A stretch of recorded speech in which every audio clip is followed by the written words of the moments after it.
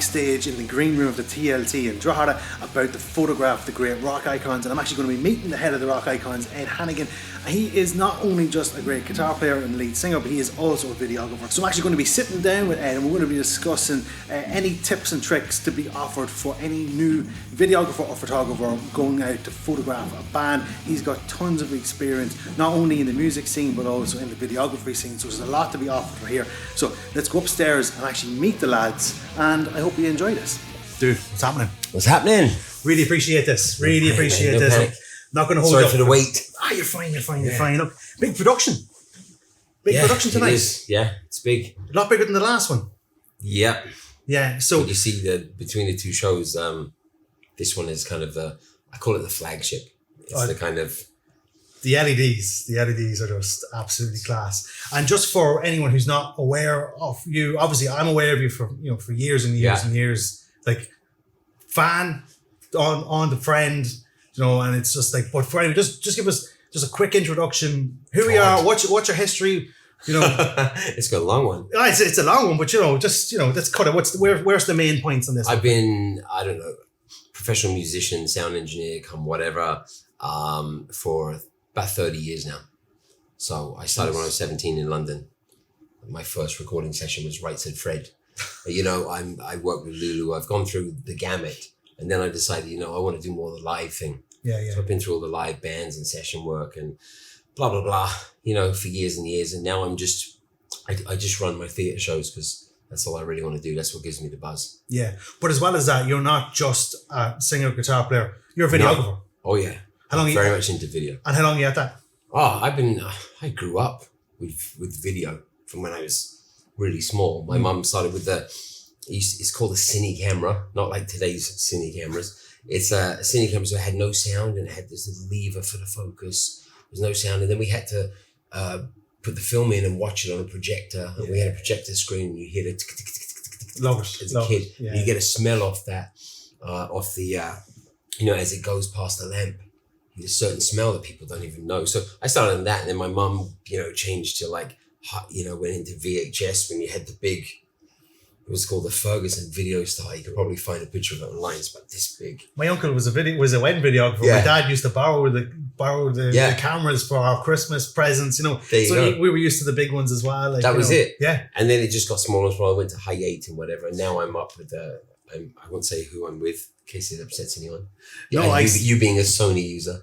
Don't worry about that. I actually saw it. I don't see where you put it. You've hidden it now behind the lights. Yeah. He's on his C70 at the minute. We'll just say it. It's no problem. You know what I mean? But if we bring it in and compare, the main, the wide shot here is on a vlog camera, and you're coming in with this big beast of a thing. It honestly is a beast. It's probably the best one I've had yet. It looks it. It's incredible. I was really excited to talk to you for helping out young photographers, young videographers coming into the game. Yeah. And kind of what you've noticed over the years, kind of do's and don'ts, and then any tips you can have as to from dress attire. And I noticed in the sound check was they were struggling with the getting the tones of the toms. Even though I've all the experience of the drums, it is not my place to tell anything about drums. No. And the respect for me would drop. Would you say when it comes to that, stay your lane? Correct, absolutely. Yeah. And I think that's with anything new. I find nowadays a lot of youngsters that maybe will go to college and they go, well, I was taught that and this is what we were taught. And the first thing I learned back in the day, going back again to when I was a 17-year-old kid and working in the studio, first thing I learned was that my opinion doesn't matter. I stay quiet. When you're sitting behind and you've got Malcolm McLaren from the Sex Pistols here, you keep your mouth shut. No matter how bad it might be or good it might be, it's not your place. Exactly. So exactly what you said there. It's knowing, you've got to hone your craft first before you can. Oh yeah. I definitely knew out there if I had said something, Alan was definitely going to bite my head off. You probably would have bit my head off. No. And it would have been just no. So it wouldn't be cool. And even if you didn't, you definitely would have got the whole. It would have been kind of like, yeah, there's enough going on. There's enough going on. Yeah. Don't add to it. Yeah. That's just something, usually it doesn't happen. It's just a night, Yeah. But like you said, it's just knowing what to do in those situations. Yeah. And it's knowing that one thing a lot of people won't know, there's a difference between a a tour and doing a one-off night. On a one-off night, you'll find the guys are under a lot more pressure than they are mid-tour. Mid-tour, they'll be more inclined to work with you and do stuff with you because it breaks up the monotonous day. Yes, you know? True, yeah. Whereas a one-off show, everything's going into that one show. Everyone's on high alert. It's not as easy as you probably saw today. Yeah. Today was a lot more kind of... Yeah, so for anyone who doesn't know, Ed has two bands. He has 80s icons and rock icons. And I was here, the end of September? Mm-hmm. End of September. We were supposed to do the video then, and I kind of chickened out of doing it because... I don't think you chickened out. I think it was just like, it was very hard to fit it in. No, but even that, for me, coming down, I had a stress level in my head. Video is not my forte. Yeah. You know, stressing, like for anyone who doesn't know, I have a 165 centimeter umbrella face, and because I don't have... Hopefully we look really good. I broke my softbox, and I haven't actually, the one I replaced with doesn't fit Bowen's mounts because I bought the wrong thing off Amazon. It works great. Oh, it's perfectly light in the room. Fine. It's light in the room, great, but you know, a softbox would have, a 38-inch softbox would have done the job just as good, you know. But I'd be stressing coming down. What do I need? You know, like I've 3 cameras here. I've got 2 microphones. I'm not entirely sure. Yeah. This one's actually is loud enough for us, but it probably is. I'm a fan. There's a lot of moving parts. I'm more comfortable with photos. So in the last one, I kind of cancelled it, but I wanted to focus on the photos. Yeah. I had a great idea now for where I can be, the angles I want, the angles I missed the last time. And knowing what you have access to. Knowing what I have access to. Some places don't give you full access. Some bands won't give you full access. You won't get access to a dressing room. You won't get access to the bus. You won't get access to it depends on how much access you're allowed. Yeah. You know? And where is, for a photographer coming, where do you find that out? How do you... Whoever who's if you've reached out or they've reached out to you, that's your point of contact. Yeah. Okay. So you need to talk to them and, you know, find out. It's a bit like a wedding, really, because they'll have a certain couple of shots in mind that they will want. Yeah. It's like I have a couple of shots and I tell you what they are. Exactly. But past that, I want Mark Duffy shots. Okay. You know, because if I want this shot and this shot and this shot, why did I book Mark Duffy if I don't like what he does? Okay, yeah. So there's a trust level as well. Trust level, because of that's very important. What's there. Yeah. And we always like to give, you know, up and coming photographers a chance as well. Like if someone wants to jump on board, we go, hey, fire away, you know, and we'll tell them what, you know, between us, you know, there's a good few photographers on the crew, and we'll go, hey, this is cool, that's cool, maybe try this. So, that's the one thing you notice as well. A lot of musicians are into video and photography, possibly just because they're so used to seeing their idols, and they kind of want to. They have an idea of their own image that they would like to get and achieve. Would you think that way? Or I think it's just because as you travel around, you want really good shots. Yeah. Sometimes you still grab the phone because it's quicker. Yeah, true. But you know, we like to even the crew guys. They have their own cameras, and they go out and they'll be on the beach and they'll be shooting weird stuff, and you know, everyone's got a DSLR of some kind on them with the guys here. So then when it comes to like with photographers, like, do you want them to be rocking up jeans, hoodies, or, you know, black, kind of all black? Black on black on black. Black on black on black. Because you've got to blend into the background, especially if you're moving within the crowd. You've got to almost not be, you're not seen. You know, you'll come in, your shot's gone, you're gone. Exactly. It's like, what happened? I didn't see anything happen. Didn't even know you were there. That's exactly it. And when someone has that, when I see a load of shots and I go, I didn't see him take the shots, he's the guy you keep. Yeah. If you find a guy who's loitering on stage, which we've had a few times. People loitering on stage, just loving the fact they're standing in the middle of the stage. That's not good. You're not gonna come back because it looks terrible. And we were shooting a DVD on that stage. Yeah, like that's actually a good point to bring up as well. Is when it comes to so you've been shown the access that you're allowed to have. You can, like, for here I have full access everywhere. I can get up to the balcony. I can get in here, dressing room, green room, on stage. Pizza. I got two slices of pizza. Folded them. I had a calzone. I had a calzone, so I had a little bit of a calzone. Yeah. Sneaky too. But when it comes to access on stage, even though you've granted that to me, it's not a case that I can just run up beside you to the microphone and start snapping you around. That's not a cool thing to do either. Wouldn't be cool. No. It wouldn't look terribly good, is it? Well, the photo could be great, but no. You just got to know what to do. Know what they're looking for, and what are they seeing that they're into. So I'm like, oh, I love the look of this kind of guy. And you go, okay, he's going for that kind of a vibe. To get in, I'm going to do a bit more of that. You know what I'm trying to say? Yeah. You'll kind of tailor your photos in a certain way. Yeah, exactly. Yeah, it's like tonight I'm looking for we'll get this on camera. I'm looking for the shot that will be used across the cover of all the social medias. So that's I want the front shot. So I want both guitar players, singer, and like a real kind of depth shot of some kind. Oh, it's a good thing I brought the tilt shift then. that kind of thing. That could work. That could be. That's an idea I have in a minute. I'm a sucker for what they call in video world dirty shots. Yes. So I like to be down and seeing, like, I want to see every head in the crowd and then the stage. Yeah. Not just the stage. Yes. Because you have to interest, middle background. Because there's many reasons for your photos. There's one, it's like, hey, I'm going to put that in Instagram and I look great, don't I?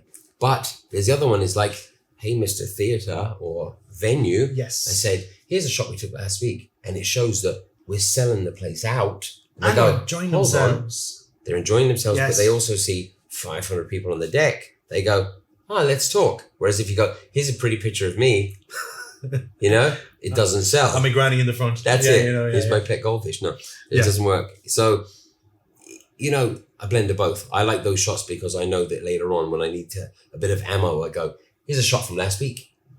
Cool. When I'm approaching a new theatre or a venue or whatever. Yeah. Here's a shot. And they go, there's 500 people on the deck. And they go, he's not lying.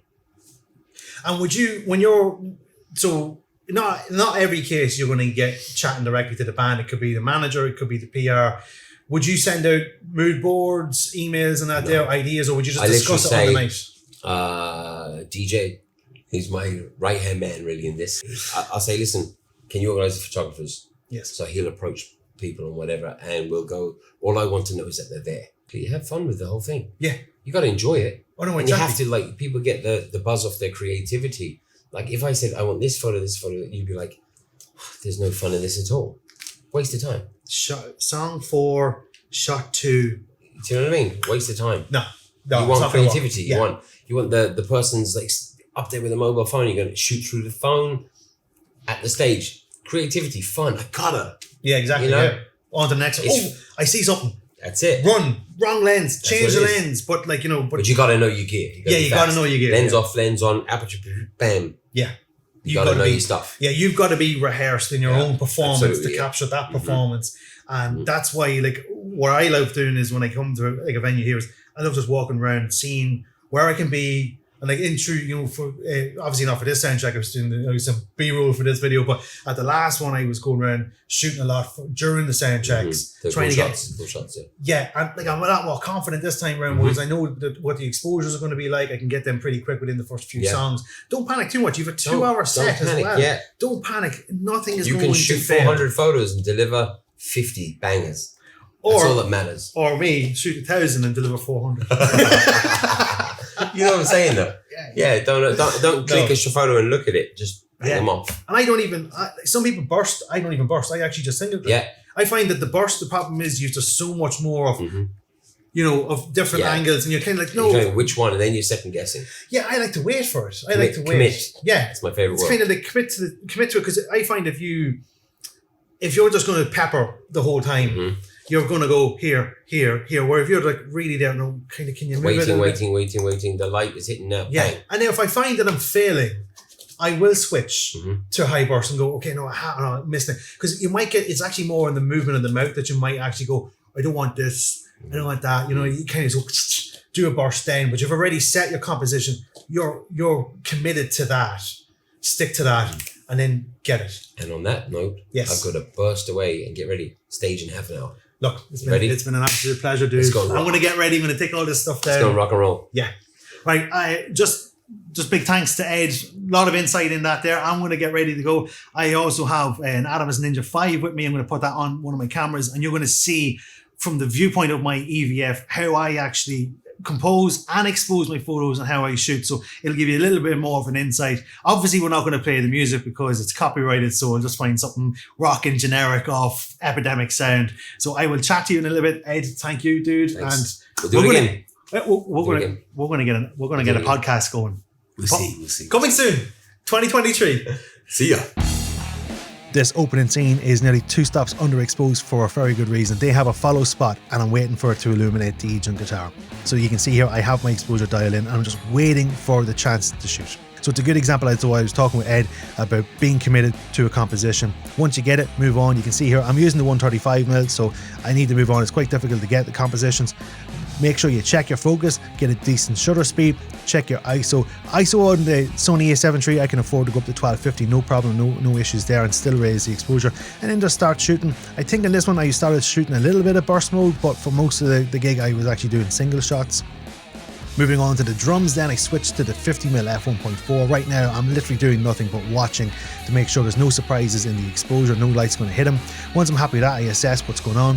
The ISO 1250 is a little bit high because I'm going to raise the exposure of this in post. I know that straight away, so I reduced it down to 1000 and just start shooting again. Single shots each time, not really any bursts.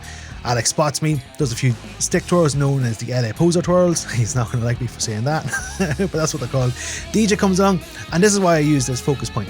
If I was using wide, I would find it very difficult to find him, and he didn't stick around too long for me to get a different shot. I was hoping to get a couple of shots out of that. So he moved on to go back singing then, and I thought a leading line between him and Alex, and I wanted him in focus. And this is exactly why. It's a bit more work to do to use with this focus point, but it's so much better, and I find it works for me when I'm doing this.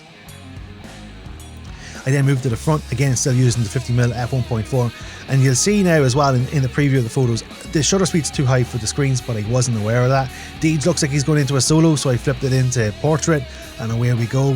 Shoot a few, and you see that again, 1/3 line on the right hand side, leaving space on the left for the band for text or whatever they want to use. Then I move in front of Deej for a much better angle, and this is for the action shot. I'm clipping the machine head a little bit to the right of the image, so move over, and it's single shot. There's no real burst going on here, it's just single wait. Is he doing something? Facial expressions, what's he doing with his hands? You're watching everything. You don't have to worry about your exposure, the exposure is locked in, and you just shoot. If you know my photography at all, and that's across the board, I love using the rule of thirds, and it really shows it here. I have Ed in focus, then I move to Deej. Now this isn't the greatest time in the gig to be photographing because it's quite dark in the set, but it's the only time I remember to actually use the Animus Ninja 5 to teach this. So I'm going to show you some of my better shots here. So if you like this video, give it a like, subscribe, ring the bell to get notified, follow me on all social medias on Mark Duffy Photography, and until the next time, later gators.